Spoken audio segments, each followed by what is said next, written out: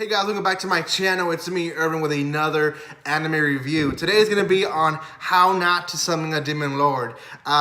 This one, it was called the fan servicey of the season. At least that's what most people had their first impressions on. And before I start, I want to give you three things. One, if you haven't done so, subscribe to my channel. I would appreciate that so much. Two, if you want to see my first impressions on this series, you guys can watch it on my channel, look for it, and it should be tagged eventually in this video. And then three, there'll be some spoilers in this review, so you've been warned. If you haven't seen some of the series, some things might be ruined. Okay, so we follow this character who is taken from the real world into what he thinks is a game world, and he calls himself Diablo, the demon lord. And essentially,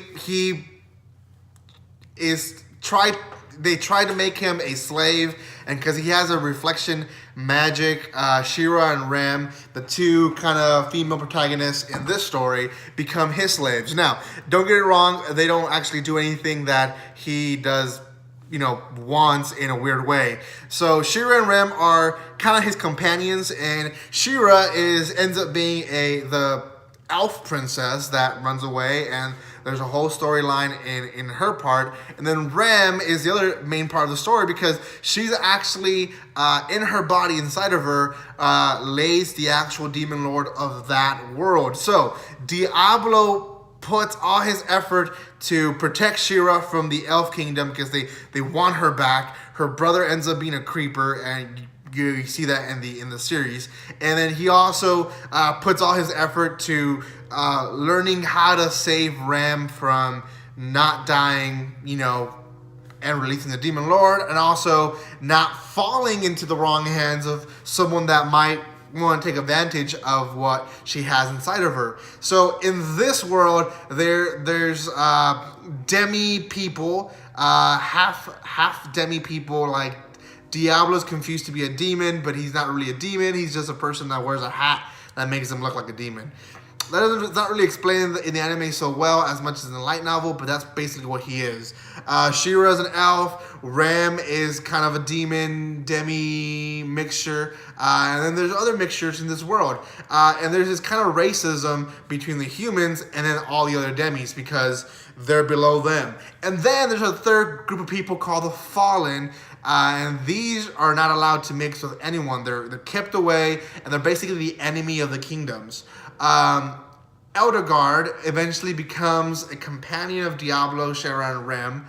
And she eventually is found out, and again, spoiler, so eventually is found out that Elderguard is in cahoots with Alicia, or an Imperial Knight, to release the demon lord inside of Rem. So both Alicia and Elderguard eventually become companions of Diablo, Shira, and Rem for the wrong reasons, and they eventually do become friends. The last episode is all about that, them getting forgiveness and blah, blah, blah, blah. But when they do release the demon lord from Rem, Clem is her name, they find out that it's a little girl who just likes biscuits.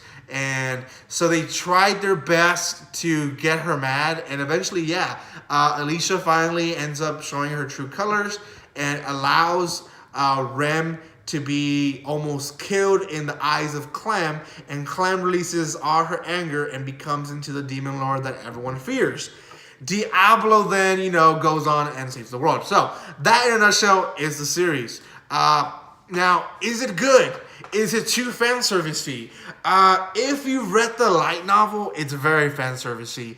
I wouldn't say it's the most fan service anime that I've seen, but it is very fan service. I'm not gonna lie. Every episode, it seems like they dedicated at least 5 to 10 minutes to just satisfy that fan service, and that could really, you didn't really need it in the story. In fact, in the light novel, most of these little clips or long clips that we had are past thoughts, are not even a page long. They're like a paragraph. So, in my opinion, it was a little bit more than we needed, a little more that it should have given us. And the story was more focused on that aspect of the anime. The story itself was good. Like I explained there is twists and turns, there's betrayals, there's hidden secrets. There's a lot of good things in the plot itself, but when you add all this unnecessary stuff, sometimes it ruins the anime. And I think if you were to compare the story of the light novel with the anime was, in my opinion, a flop. So, out of 10, I just have mixed emotions about it so much that I'm going to be neutral and give it a 5 out of 10. I know people really enjoyed the fan service, and I know people really enjoyed the plot, but both of those people, rarely we had one person that loved both. So 5 out of 10 is what I give it. If you agree or not, leave in the comment section below. Thank you so much for all love and support, guys. Again, if you haven't done so, subscribe to my channel. And with nothing else to say, guys, thank you so much. And like always, don't be strangers.